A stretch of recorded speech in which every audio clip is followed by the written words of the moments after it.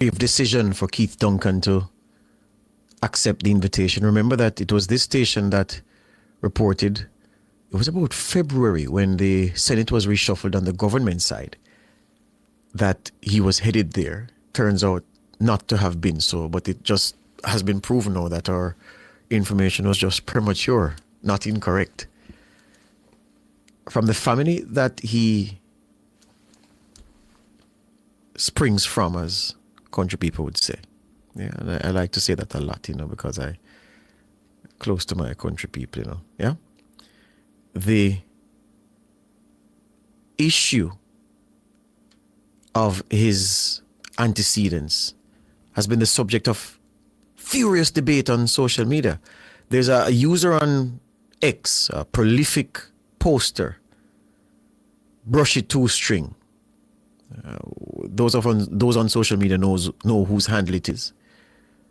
There's plausible denial, so I'm not going to say, well, this is so and so. The account is Brushy Two String, and those of you in the social media world know who it is. It is reportedly the handle of a former PNP General Secretary and former Member of Parliament in one of the corporate area seats.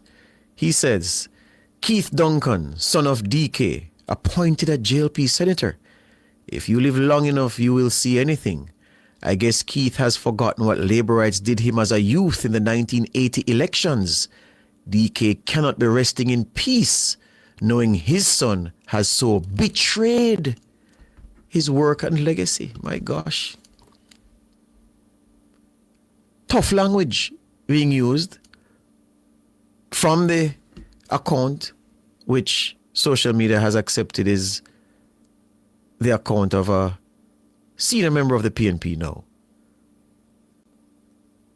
saying that DK Duncan, Keith Duncan's father, cannot be resting in peace, knowing his son has so betrayed his work and legacy, and that I guess Keith has forgotten what labor rights did him as a youth in the 1980 elections. So, a question. Is it that Keith Duncan, for what happened in the 1980 elections and for the antecedents of his father's place in the pantheon of PNP legends, that hate should be so strong, or, well, it has to be hate, it can't be anything else, that the chance to serve his country at this time of his career, 1980 was how long ago? I wasn't even here in 1980. 1980 was 45 years ago.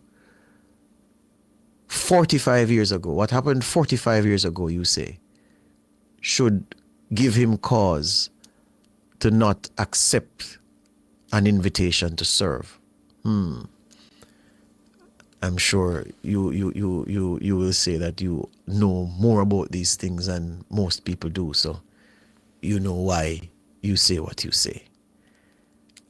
Where the country is concerned, and myself as a citizen, Keith Duncan, one of our finest businessmen, an exemplar in service to this country in many capacities,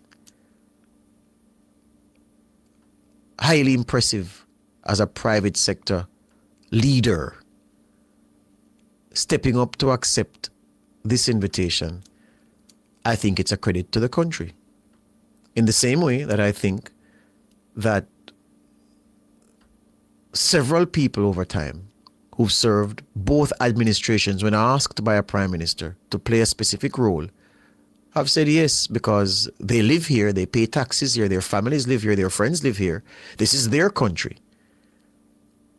But you're saying that something happened 45 years ago should cause Keith Duncan to not do this. And the same DK Duncan who walked out on the PNP, joined Bruce Golding and the NDM, said tata to the PNP. Done with that.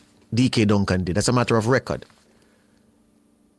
You're saying his son should stay true to an ethos, to a community, to a set of ideologies. He should stay true and wedded and welded to that which his father broke with I'm not seeing the logic, I must admit.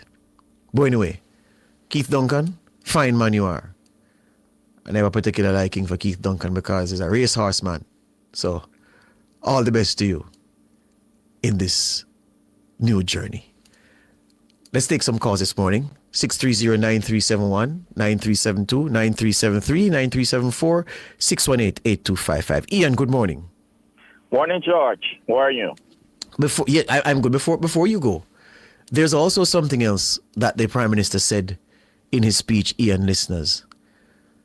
And the reason why it's important to lay these things out is because when the time comes for changes to be made in certain cabinet roles, you know how some people are going to complain about, stalwarts being dissed. Constituents may be up in their feelings. The camp followers of certain individuals may try to stoke fires. And there'll always be the accusation, that a prime minister is trying to purge at the wrong time. Holness did say that Daryl Vaz was the leader of the group to give timelines about their political future. Vaz says he's not interested in serving out this term which ends in 2030. He wants to achieve some things and then he's gone. Horace Chang has given an interview to RGR, I think, where he said that, this is my last go-around. Chuck and several others, I'm sure, would have told the Prime Minister that, leader, let me hold this together and then we see how we can transition it. So the Prime Minister's statement about transition and refreshing and rejuvenation and resetting is informed largely by the cabinet ministers themselves indicating to him that, we when the time is right and we've given you an indicator of when we think that we are good. Of course, the discretion is yours. The decision is yours. But we'll be moving on. And you should know so you can start your succession planning from now. That was indeed said and said clearly by him. So, let's see how that rolls out when the time comes. Yes, Ian, go through now. Yeah, morning, sir. Yesterday I really wanted to get you, George. I wanted to help me this morning. Yesterday was my mother's birthday, one of the finest women in this universe to me. She won big stuff. Yesterday she celebrated her birthday. Oh. And I wanted to get you. I didn't get you just so you told. But you can do it now, man. Big it up again, man. Go again. Happy birthday. Happy belated birthday, Mom. You know you are the world's best and a great mother you are. She's a hardened listener to Nationwide. I'm sure she's listening now. And we love you and we continue to support you. So thanks for all you have done. Yes. So, George. Yes, sir. I listened to your opening regarding, some of the matters that sometimes some of the comments that people make sometimes, George. For instance, what you just mentioned about Brushy One String, said about... Two String. Brushy One String is the artist. Two String.